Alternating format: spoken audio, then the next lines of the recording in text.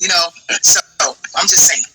All right, so in lieu of Father's Day, and I sometimes tap into some of the commercialism, right?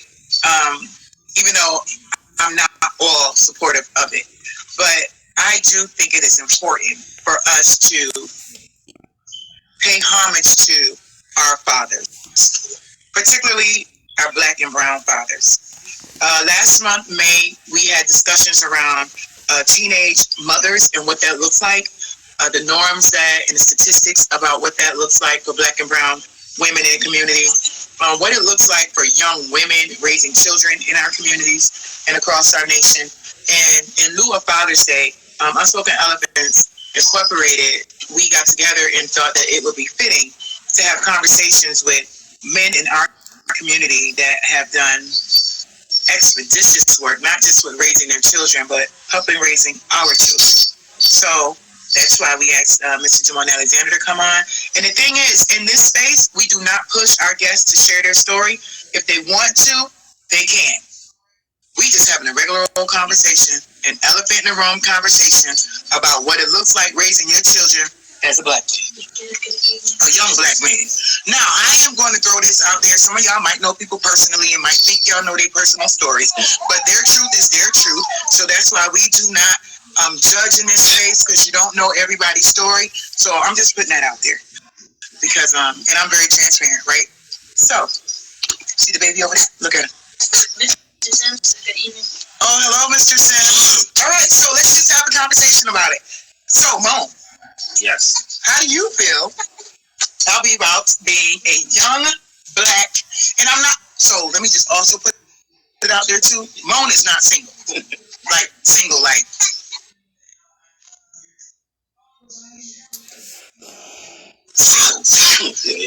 During the time that Moan was raising his children, this is why we're bringing Preston. I just had to let it be known.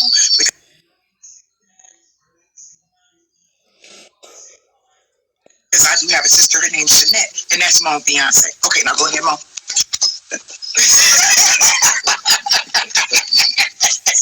But no, on all truth, in all honesty and seriously, Moan, can you share with us how you feel and maybe what you have experienced providing assistance to the youth in our community and knowing that working with single dads, working with single moms, but really focusing on what it looks like for young, single Black men raising their children? Yes, I mean, first and foremost, I think, I apologize. For me, being a single Black father in that context is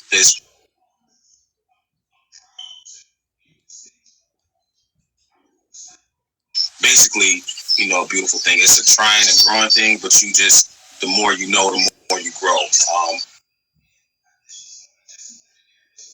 Parenting, as we all know, doesn't come with a pamphlet.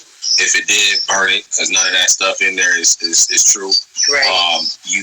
Everybody has their own path, because every parent is different, just like every kid is different. So basically, for me, I'm proud to be able to say, I broke the cycle in my situation, because I grew up, without my father actively in my life. And let me just clear the air. This is not a bashment segment on no one. I appreciate my dad 100%, because if it wasn't for him, I wouldn't be here. So let's recognize the realness of what I'm saying. But I'm just telling my story. So getting back to that, for me to be able to break that cycle, it's just that's probably one of the most beautiful things. If people know me, I have 2 sons and I have a bonus daughter, and I say, in regards to my 2 sons, I say,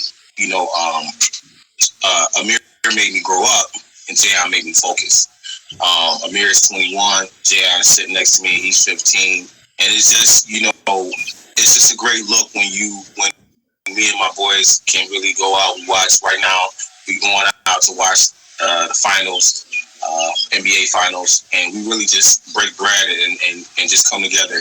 And that takes a lot of work, especially when you're doing it at a young age. I didn't know a lot of stuff, and Amir was my guinea pig kid, because he was my first kid. So about time Jan I came along, I had a little inkling of what I was doing.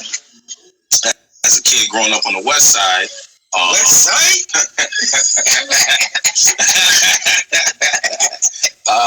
You see a lot going on, and the the older guys, when in my era, the older guys would kind of support raising you with dropping jewels and that thing of and all that thing, and they would give you guidance of how you should move. And they would encourage education, regardless of what they're doing. They will always push you to be better than them.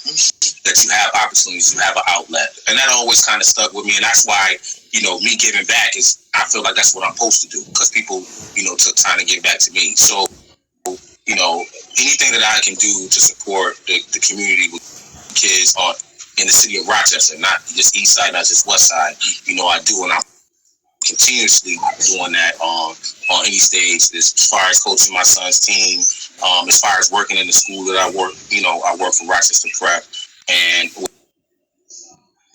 with my middle schoolers, shout out to my babies over there in Rochester Prep. I've worked in the city school district.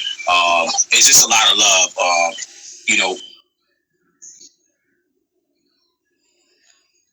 throughout the community that, I would say has given me the opportunity to be the best me. So that's a little bit of my your story. My story, just a light snippet of the story.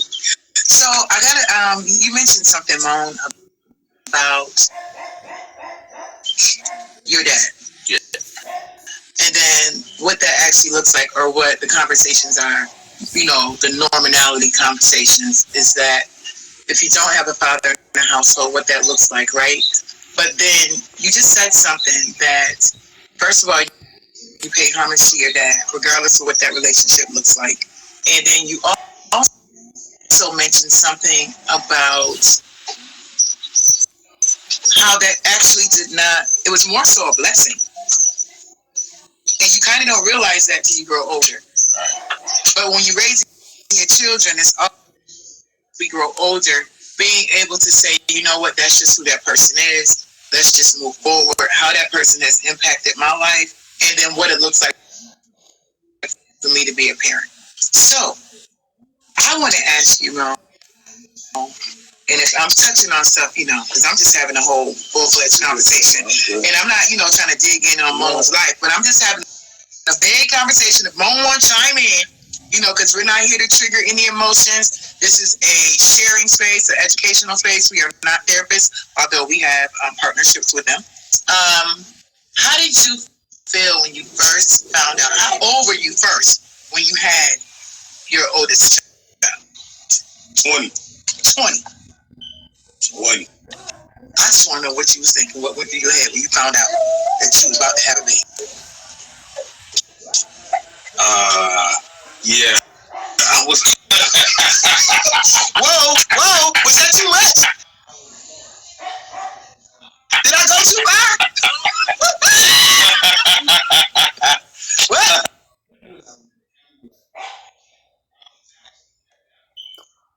Did I go too far? I can't even answer to that, because I found out I was pregnant when I was 21. I can't even tell you how I was lost. I thought I said it gotta be. It can't be real. I was actually at that point in time. I was in school at the time. I was in Delaware State College, and then I get the call. I thought I was gonna be able to go to sleep and wake up, and that would be, it was over. It was over. It was. I thought, it was definitely gonna be. It was gonna be that type of move, type of vibe. I definitely and I'm laughing because 20-year-old me is in that situation. I just try to go with the flow of things. Like, okay, that's. I was still. My mind was going crazy. First thing I was like, I'm gonna tell my mom. You know what I'm saying? Right. Anybody know me? They know my mom is bananas when it comes to me. Yeah. Oh yeah. She. I'm her only boy, so she wanted the best for me, and I honestly feel like I let her down. Because you know better, but you being 20 and being curious and promiscuous and all that other stuff, trying to be somebody amongst your crew, all that stuff that goes into it. And then it just, when you're young minded and stuff like that, you do young minded stuff. But yeah, that was my thing. I want to say my first reaction was like, yo, my mom gonna say.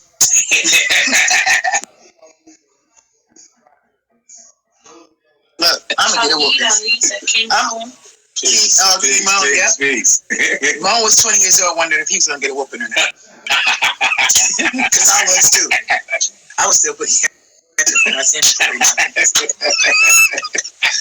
I was so broke in college, I had no money. Like, what am I gonna do? We put the soda out, and we was me and my shout out to my roommate. He's from Rochester, Roosevelt Maddox. He went to Wilson. Shout out to him. Shout out to Wilson Wildcats. Yeah, I just want to say that. Okay, hold up now.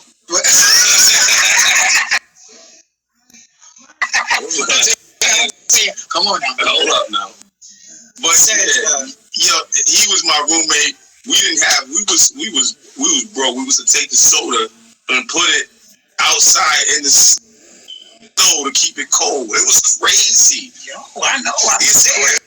Let me tell you, the trauma. I know we bearing on subject a little bit, but the actual trauma. We didn't even know those words existed. Trauma. No.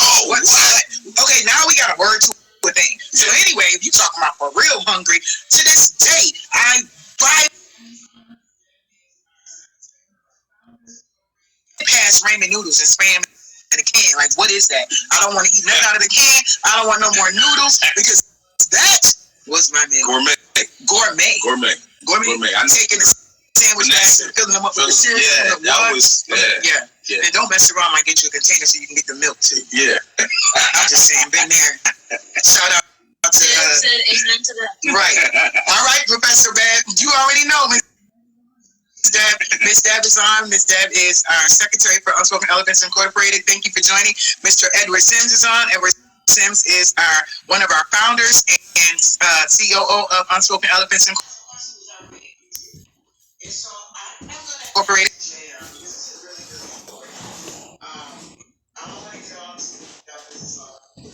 All of you are on the live. We thank you for joining us, and we're going to continue to have our conversation about a single dad story. And again, I'm going to continue to shout out my sister Shanette because I'm actually talking about the mom that I've been knowing throughout my entire life. But I just want to shout out because my brother is a nice looking man. Yo, what's he is? But I just want to let y'all know that he is not single. My sister Shanette is on, and I'm not just saying it because my sister Shanette is on. I'm just letting them know that he's on. And then, so we're going to have some questions because our baby is here. And so I'm going to ask JaMone, because this is really, really important. I don't want to get all into your business all out here on the streets. But Moan is raising, co-parenting, should I say? Yeah, co-parenting, definitely. Majorly co-parenting with his son, his mom. But here's his son, and his son, who better to bring light to the situation than the babies themselves? Say hi, Jay. I'm gonna stop calling him a baby. His name JaMone. How you doing? You don't sound like it.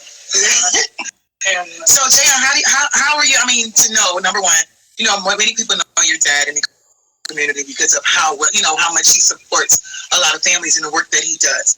But for you, actually growing up in the midst of all of that, right? And sometimes you just had to bring your babies to work. That's just what it was. And you grew up in that environment. You grew up in that atmosphere. But I want to know from you, how does it feel like on a day-to-day? It's like you got your dad just as much as you got your mom. But I'm going to be honest with you, I really see like you and your dad pocket constantly. How does that make you feel? Because you be all up in your pictures and stuff. I mean, that's my goal. I realize that everything he does is for me and my older brother. So when I realize that, it makes me feel special. I don't just look at him as a father, as a best friend.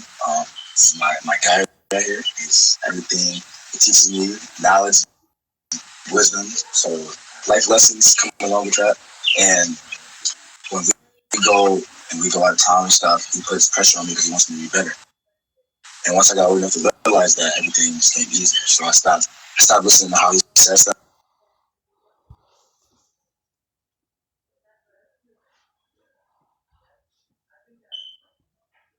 and really listen to the message and everything. Oh, that's real good. So that's really it, man. And bring me along everywhere he go. I feel like he does that so I can see him, like, while he's in the progress. I see what he's doing, and I take notes from that, and I apply it to what's going on for me. If I take his adult tactics and I apply it to my teenage tactics, it's gonna make me a better man. Yeah, oh my God, I almost cried. Edward said, he says, you learn what not to do from a son, now father perspective. The father in the home or out, there was some type of male role model